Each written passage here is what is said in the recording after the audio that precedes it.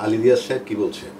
আলী রিয়াজ সাহেব বলছে যে জুলাই সনদ নাগরিকদের সঙ্গে রাজনৈতিক দল ও রাষ্ট্রের সামাজিক চুক্তি।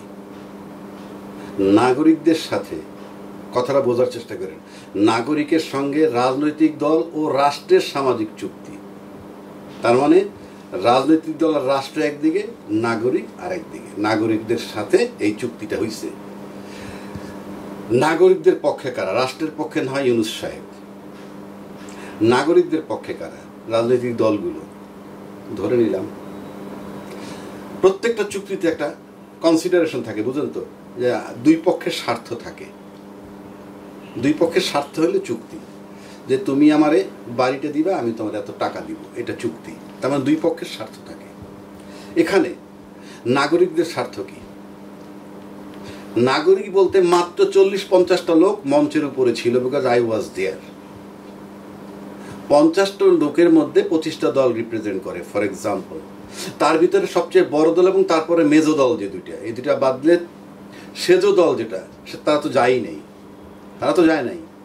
তাহলে বড় দল আর মেজো দল যারা আছে, এই দুইটা বাদে বাকি দলগুলোর টোটাল জনসংখ্যা, যে তাদের সমর্থক 5টা-10টা বাসে প্যাসেঞ্জার হিসেবে ভরলে শেষ।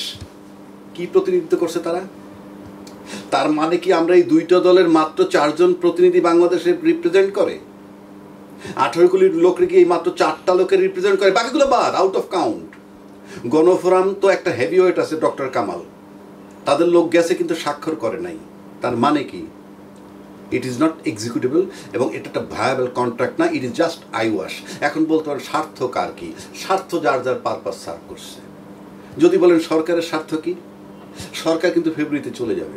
সে দেখো নির্বাচন করে কথা না বলে, ফেব্রুয়ারির মধ্যে নির্বাচন হবে না বললে, কিঞ্চিত উল্টা পাল্টা বললে, এই বড় দুইটা দল যারা আছে, বিশেষ সবচেয়ে বড় দল যে, তারা তার বিরোধিতা করলে এখন আর টিকতে পারবে না। এই যে 10 বছর টিকছে কিন্তু ইউনূস সাহেবের কেউ টাচ করতে পারে নাই। টাচ করতে পারলে 3 মাসে ফালাই দিত। কারণ আমরা তো এই দেশে থাকি, আমরা প্রত্যেকটা দলের অ্যাটিটিউড, নাগরিকদের অ্যাটিটিউড, নাগরিক বলতে দলের সাথে সম্পৃক্ত নাগরিকগুলা, দলবিহীন নাগরিক যারা, আমি চ্যালেঞ্জ করতে পারি, দলবিহীন নাগরিক 100 ভাগ এখনো এই সরকারকে সমর্থন করে। আর দলের যারা নাগরিক তারা এই সরকারকে ফ্রম ডে 1 সমর্থন করে নাই। জামাত টু সাম এক্সটেন্ড করছে, কিন্তু এর চেয়ে বড় দল যেটা করে নাই, কিন্তু তাকে নামাই দিতে পারে না, তা কিনার দিয়েও যাইতে পারে নাই। কিন্তু Yunus is man of commitment, সে চলে যাবে বিধায় সে এখন তার একটা সেফ এক্সিট দরকার। তাই সে নির্বাচন প্রক্রিয়া সনদ ভায়াবল হবে না, কার্যকর হবে না, জানে সে। তাহলে সরকারের স্বার্থ কি? Safe exit.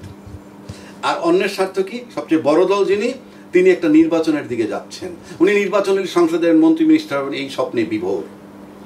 আর যিনি মেজো দল আছেন, তার গায়ে তো এমনিই গন্ধ পাওয়া যায়, তারে নিয়ে রাষ্ট্র গঠন করে, তারে নিয়ে সরকার বানায়, তারপর তার গায়ে রাজাকারের গন্ধ পায়, যখন ভাল লাগে না।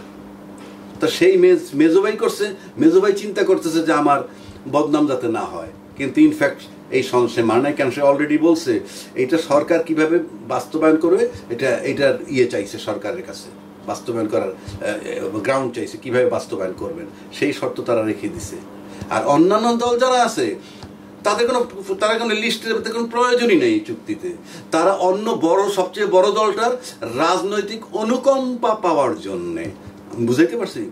রাজনৈতিক অনুকম্পা, কথাটা আবার রিপিট করছি, রাজনৈতিক অনুকম্পা, দয়া দাক্ষিণ্য, যাতে 20টা এলাকায় 20টা সিট ছেড়ে দেয়, সেই স্বপ্নে বিভোর। Nobody loves the country. July আহতদের বিন্দুমাত্র ফিলিংস নাই। ফিলিংস হইতো ওই মঞ্চে যারা বসা আছে, তাদের যদি কোনো সন্তান কিংবা নাতি-টাতি মারা যেত, তাহলে ফিলিংস টাচ করে না তাদেরকে। বুলশিট। সুতরাং সরকার এগ্রিমেন্ট করছে সেফ এক্সিট নেওয়ার জন্য, বড় দল তৃপ্তি খুঁজতেছে, নির্বাচন হয়ে গেলেই মন্ত্রী মিনিস্টার হয়ে যাবে। মেজো দল তার বদনাম গুছাইতেছে যাতে আমার না কইতে পারে কেউ কিছু, বাট ইনফ্যাক্ট উনি জুলাই সনদের মনোযোগী না। আর অন্যান্য যারা আউট অফ লিস্ট, তারা বড় রাজনীতির অনুকম্পা পাবে বিধায় এই একটা আই ওয়াশ, লোক দেখানো, জনগণের সাথে প্রতারণামূলক একটা এগ্রিমেন্ট, সামাজিক চুক্তি করছে এই জুলাই সনদ।